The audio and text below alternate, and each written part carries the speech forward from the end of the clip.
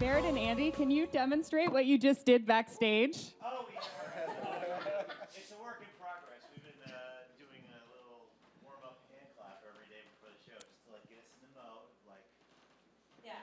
Usually there's music playing when we do this, so it's on beat. But yeah, we have music. Can we play? No. Oh. You can all clap.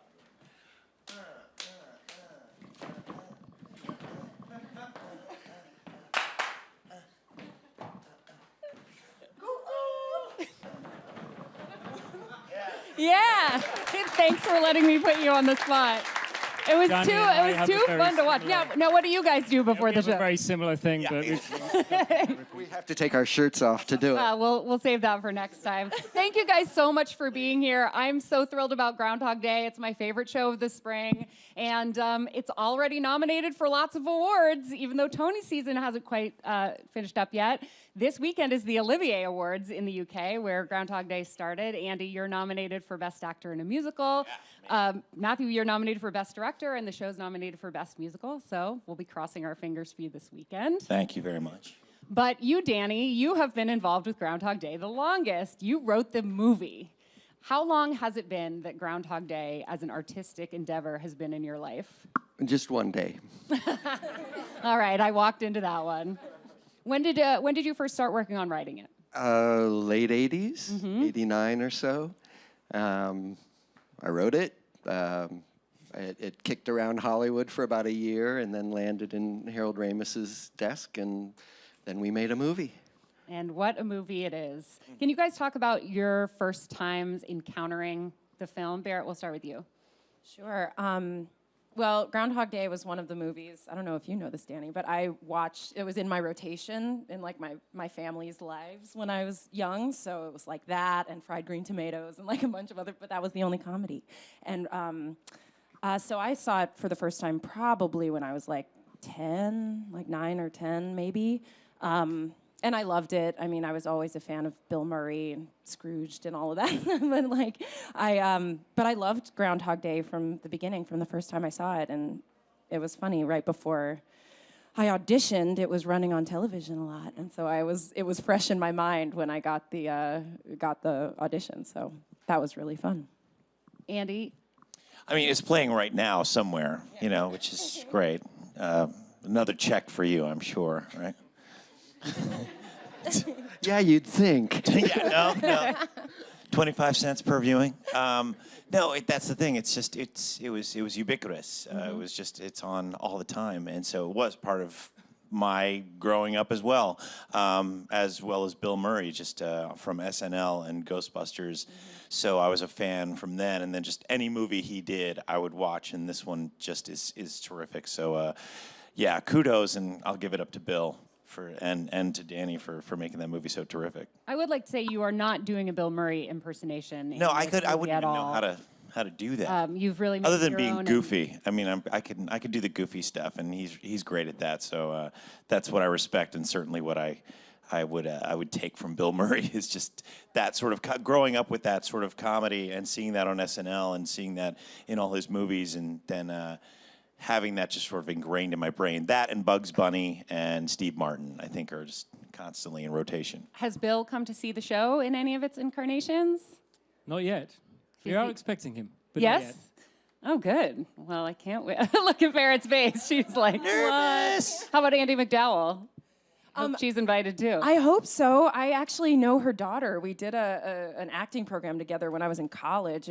It's just a weird coincidence from them, but yeah, hopefully they'll both come. She is coming, yeah. Oh, great! Apparently. Awesome. Yay. So Matthew, the version of the story I've heard is that you and Tim Minchin, on the heels of having created Matilda together, which, by the way, congratulations, one of my favorite things that's been on Broadway in recent years, you decided that Groundhog Day was it for the two of you, and that then you had to kind of woo Danny to convince him that you guys were the ones to take it on. We did. It's a movie that made me laugh and cry first time I saw it. And I thought it's full enough of big ideas to sing about, to make something worth singing about. So it was my mission then to try to persuade Danny to let us, which thankfully, he was very enthusiastic about the idea of turning it into a musical. And we took him to see Matilda, and he approved.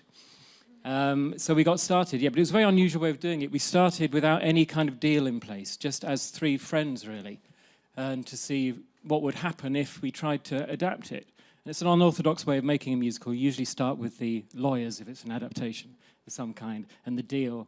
But I think it's important that we started a different way. It was a very open-hearted and uncynical way of making a piece of art, commercial art, if you like. And I think the love of it was the most important thing that we had in common, all three of us, Tim Minchin, myself, and Danny, of course. And so we made a very heartfelt adaptation. I hope that comes across the audience. It absolutely does. I have seen the show twice, sort of. I was at the now legendary first preview of Groundhog Day, where a piece of the set had a little malfunction, and it turned into theatrical magic. Andy, can you tell us what happened that night and kind of give an overview? I think people have heard that something happened, but don't necessarily know what. Yeah, so we're in previews still, but sets are not friendly during any show. I think there's like a set breaking down right now is playing somewhere, and so it's just part of the course of a Broadway show. There's a lot of stuff going on. This one in particular is very complex and very, very cool. But something happened about 15 minutes into the show, so we couldn't operate the set like we wanted to. Matthew came up with an ingenious idea. Let's do a concert version of the show. I immediately thought that was a great idea because I know the material stands on its own. Mm-hmm. And we all just they brought a bunch of the chairs from the show, so we had all sorts of different chairs, like diner chairs and sofas and all sorts of like things. A car Yeah, seat. And car seats. It was those parts of the set were there to sort of fill in the spaces, but really just the cast, we took over the stage and let the material sing, and all the laughs that we get every night were there. All the joy from the show was there, and we were just able to have sort of like a workshop in front of an audience, and they really felt part of it. And I think that's really the end of the show. That's the journey of our show, is that we're all in this together. And it couldn't have been a better sentiment to do that with an audience. It certainly reinforced the idea of what theater is, that it's really there. And sometimes when a show is executed to perfection, you can forget that you're not watching a screen. And there's never been a time that the audience felt so much like a collaborator in the process, and that we were reminded that you guys are up there really doing this work. And to come back and see it in its full production, I was even more impressed. You're right, the music and the story stand on its own, but the stuff is full cool. Production, the other stuff is cool. So. I want to encourage everyone, there's nothing like going and seeing it in person, but can you talk about some of the stage magic that's happening for people who might not get to come to New York, as a little teaser for people who might have the opportunity to buy tickets? Careful. I can't. I know Matthew's going to be staring daggers at me. What's the secrets? No, I mean, there are a lot of incredible illusions in our show, and I really don't want to say too much about it. I don't know how to explain anything with it. There's a scene where Andy gets to has the opportunity to kill himself multiple times, and there are a lot of amazing, cool tricks that happen with that. Yeah, I can't figure that stuff out. There's also an incredible car chase scene that utilizes some aspects of theater making that I haven't really seen in the Broadway musical sense before. I think we were trying to make a virtue of what the stage can do that film can't, because when you start an adaptation from a film, what you're very conscious of at the beginning is the things that the film can do that you can't. So think of all of those very quick jump cuts to Phil waking up back in bed. And we can't jump cut anywhere. So just even that, we have to, in the show, we dramatize over 31 different days. Phil wakes up in bed 11 times and gets dressed. And so we have to find different ways of doing that. And of course, stage magic is unique to the stage. You can't replicate that on film. And it's one of the great things theatre can do, is make you think you've seen something when you haven't, right in front of you. So we do that. We move Phil around different parts of the stage, apparently, and he's in lots of different places at the same time. it seems to me this would be a very hard script to memorize because you are coming back to the same moments over and over. There's a play running on Broadway called The Play That Goes Wrong right now, which sort of dramatizes all the different mistakes that can happen in the course of a theater performance. And one of them is that they got caught in this script loop where one of the people says the line that was supposed to come a page earlier and they end up doing it like 10 times. You guys are doing a version of that that's written into the script, but do you have a contingency plan for what happens if you end up doing the wrong day in the wrong part of the show? Oh, something just happened. It sounds like there's never happened before. So it has happened? Tell me. Andy, you look so sheepish right now. I demand to know what's going on in your You're head. so genius. Oh gosh. Of course, like every day, my bedroom has to be set in a certain way. When it comes back together, it has to be set, because we have to wake up the same exact day. So nothing can be out of place. But certain things are out of place, or they need to be set so that we can continue on a scene. So the other day, one of Barrett's props, a book that she reads from that apparently I'm supposed to know everything from, was not there. That he's, memorized. He knows, this Yeah. book by heart, and the book wasn't there for me to reference. So we ended up just having a conversation about what the subject of the book was. So it's an almanac, and we were talking about, well, what do you know about How wheat much corn? production? Yeah. It was just, And so I just I could have said anything. I was just like, well, and I said, in the year 2000, there was 437,000 barrels of wheat sold in Punxsutawney. We just made this stuff up. well, that sounds But of right. course- This is what's so great about working with professionals. I mean, I loved it. As soon as the book didn't appear, I'm like, oh, what are they going to do? And I watched them work, and no one in the audience noticed anything amiss. There is a tiny bit though the other day that this isn't a note, by the way, but there was a bit in the diner. So the diner, they go to the diner several times, and they have scenes in the diner. And I think, Andy, the other day you said at one point, "What is it with you and the sticky buns?" And it wasn't the day when you say, "What is it with you and the sticky buns?" Oh. So And luckily that's the point where you could, Yeah, get I just looked completely at him like onto the he's wrong. crazy anyway. So, Yeah, that is the difficult part about it. I've been involved with the show since London. Barrett's new to it, so all the things that she was speed bumping over that I had already been through, I was like, yep, I know that look. We're in day 2. It's okay. Go to the next piece of the script. So in rehearsals, it was that fun thing of watching everybody sort of be like, what day are we on right now? What are we supposed to be doing? Because there are little, there's repeats, but there are also things that have to be a little bit different the next day, because it's incredible what this show does. It sort of expands outside of Phil's mind, and it goes a little bit berserk, and it's fun to know those differences within each day. I often say that my job on something like this is turning mathematics into emotions. And this is easily the most mathematical show that I've ever had to put together, and everyone experiences the kind of mind-boggling side of that as they're doing it. But the trick is to try to make that side of things invisible, like the technical flaw, for example. Oh, those five-revolve turntables flaw. are so Yeah. gorgeous. And I'm actually really glad that first preview you didn't try to do a fully staged production without all of the elements, because the turntables they really work magic.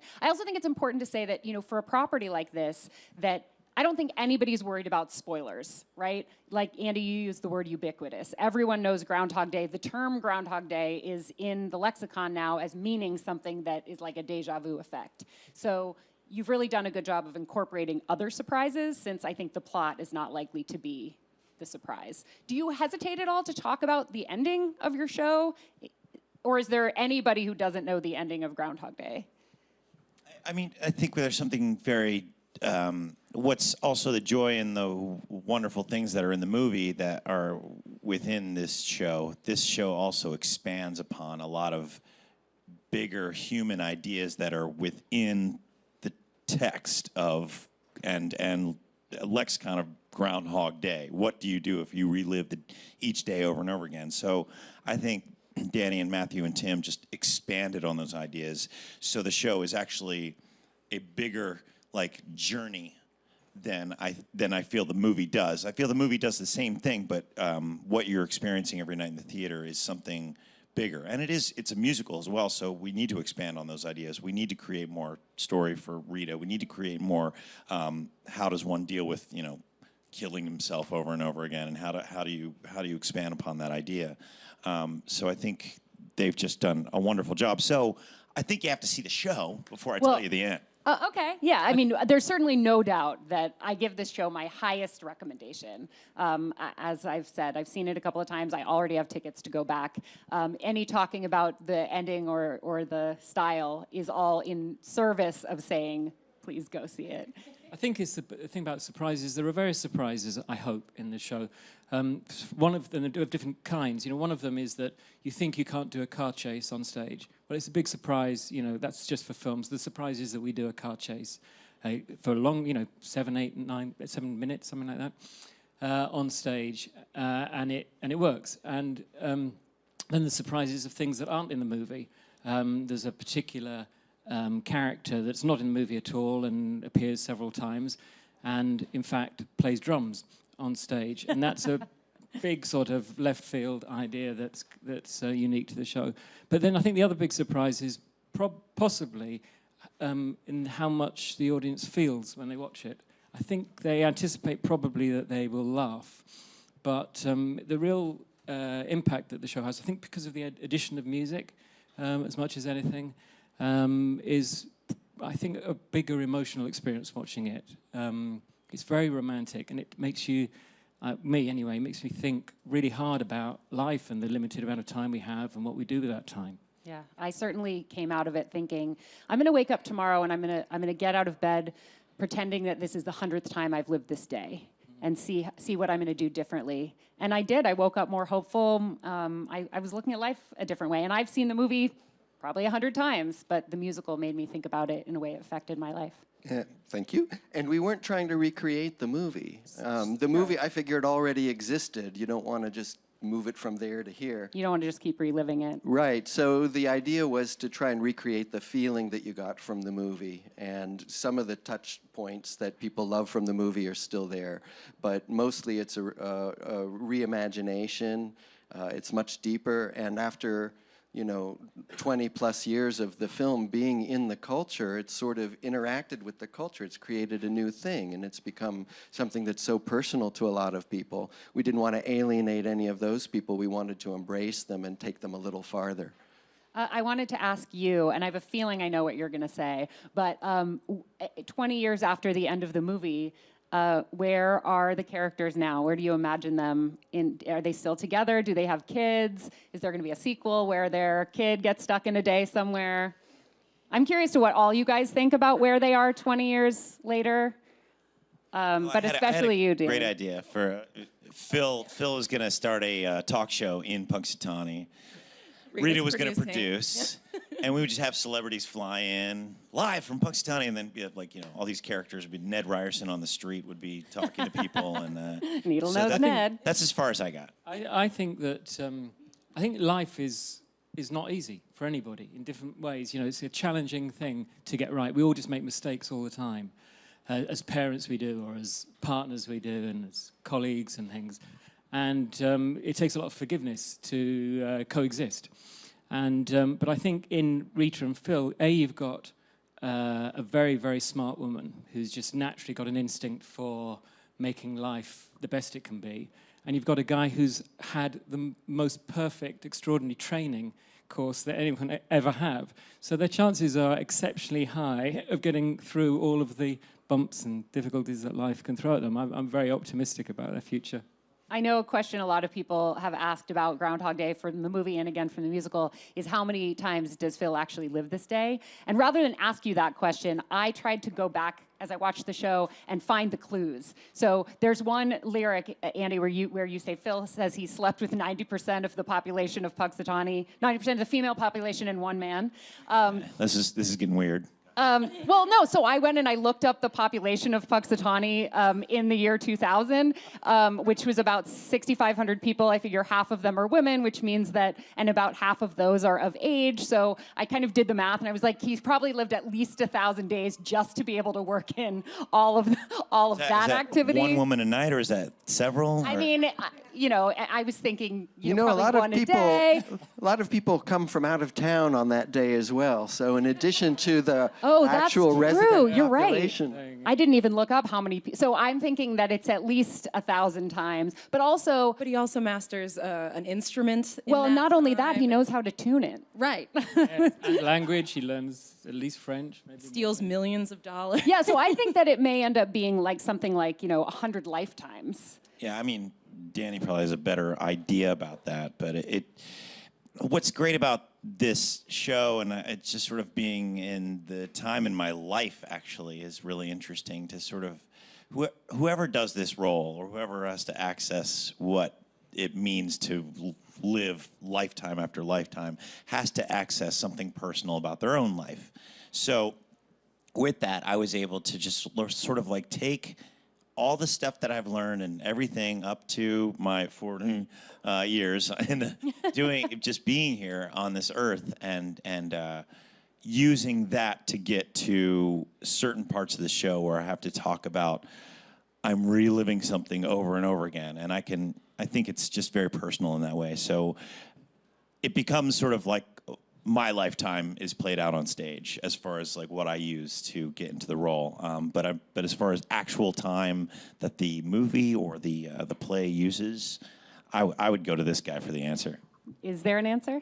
Not exactly. I think when I originally came up with the idea, it was kind of a thought experiment, and I was imagining that maybe one lifetime isn't enough for some people to grow up. And so I wanted to create a situation where it was more than one lifetime. And when it came right down to, what the scenes were and telling the story, it wound up not really mattering. You just had to feel like it was a very long time. And people will bring their own interpretations to it based on their perception of time and change. Yeah, it reminded me of the Dorothy clicking her heels together 3 times. Like he always had the power to break that pattern as soon as he became a better man. We have time for a couple of questions from the audience if you guys are up for it. Let's do it. Hey, guys. So I was wondering, for yourselves, do you have a day in your life that you would want to repeat or do over?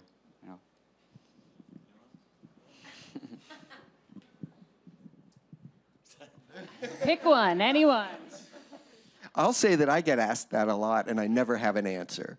I think that in the end, it's because I don't live my life that way. I just don't think about it that way. After I've done that day, I'm ready to go on to the next one, and I'm in the day that I'm in.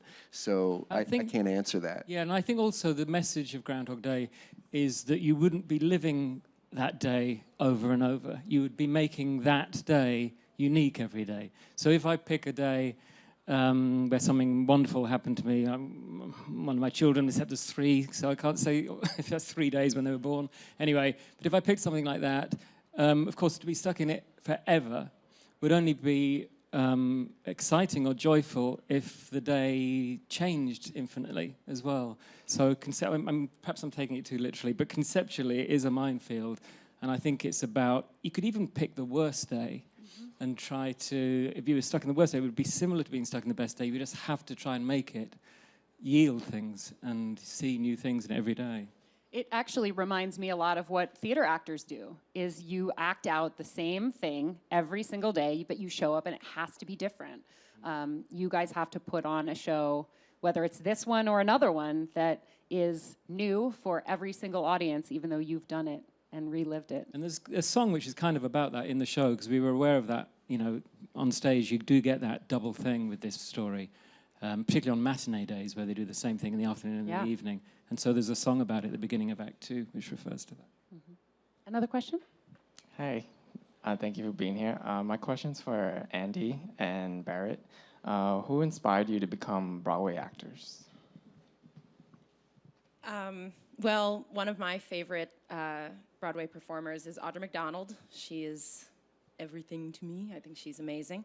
But as a young person, I was a singer, and I got into acting sort of sideways through that. So musical theater was where I started, and then I sort of floated over more into plays. And I was in a show called You Can't Take It With You, and James Earl Jones was an amazingly inspirational figure in my life when I met him doing that show. So that definitely kept me invested and kept me involved. and inspired me to continue on and really stick with it because, man, the longevity is incredible. So, yeah. It's interesting how you come across people in your lives that will re-inspire you to do this, or even projects that will totally change your mind. I actually, after 20th Century, I was sort of in the mindset of like, okay, I think I've done everything I possibly can on stage. People are going to get sick of what I do, so unless something genius comes along that I'll be totally invested in, I don't know if I can do anymore. Wait, are you saying you're getting ready to quit?